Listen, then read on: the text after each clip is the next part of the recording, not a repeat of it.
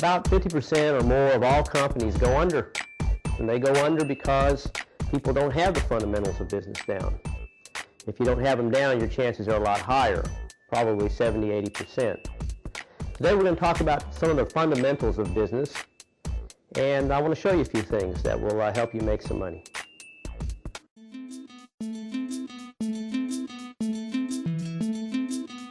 My book and what this video is about the mad consultant and his $100,000 promise.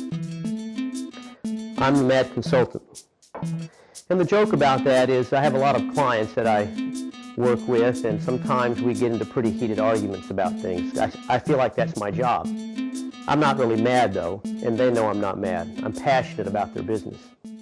But all of my clients, I've put this type of money, hundreds of thousands of dollars, even $300,000, $400,000 into their pockets year over year, because I get them to the point where they're running their business fundamentally. And I think I can do it with virtually any company that has at least $400,000 in sales, up to however much.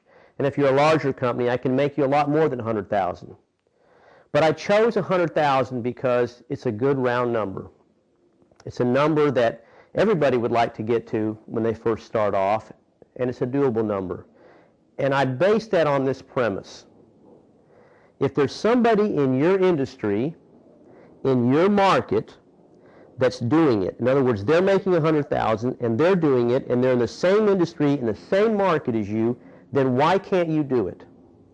And I don't care what industry you're in, I can go out there and find a competitor or find somebody who's making this type of money, maybe a lot more. But again, $100,000 if you're a small business is a good place to start, and if you're not making $100,000, I can get you there.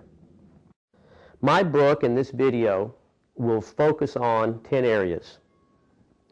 There's a lot more areas than these 10. You know, you can talk about processes, accounts receivable, you can talk about exit strategies, you can talk about all these things. But in all my work with hundreds of customers, this is what I found were the 10 key areas. And out of these 10 key areas, there's actually like 3 or 4 of them that are the key of the key areas. And we'll focus on one of those today, but I'll cover all of these over time in this video, and you'll see, and if you want to get my book and read about it, it will tell you. These areas right here is what makes a business successful. You have to have good cash management. You have to be keeping good numbers, and this is the type of thing that if you're not doing these, I do get mad. Because this is fundamental, and if you can't do cash management, if you don't have cash coming in, you're not running it right, and you're not paying your bills right, you're not going to make it. You have to know your true cost. That comes from keeping good numbers. You have to have a sales and marketing plan, or at least you need to be bringing in business, profitable business.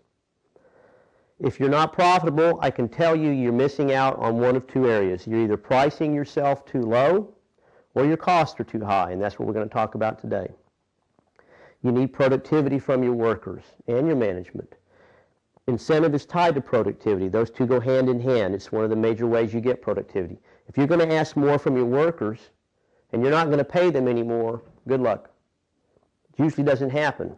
But a good plan here, incentive and productivity together, will get your workers wanting to stay. It'll increase your tenure, and it will get you the productivity you need. This is probably your biggest cost, and it's a big one we'll talk about. You need to have a weekly report and action plan. That's huge with every company I've been in, and the ones that follow it and do it, they're successful. You have to have an expense review and reduction. This is an area that most consultants focus on. They think they can come in and cut all your costs, cut employees, cut costs, do all these things. I leave it down here at the end. I've kind of put these in the order of how I go in and consult.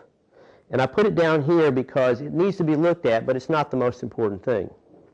Finally, you have to plan and budget.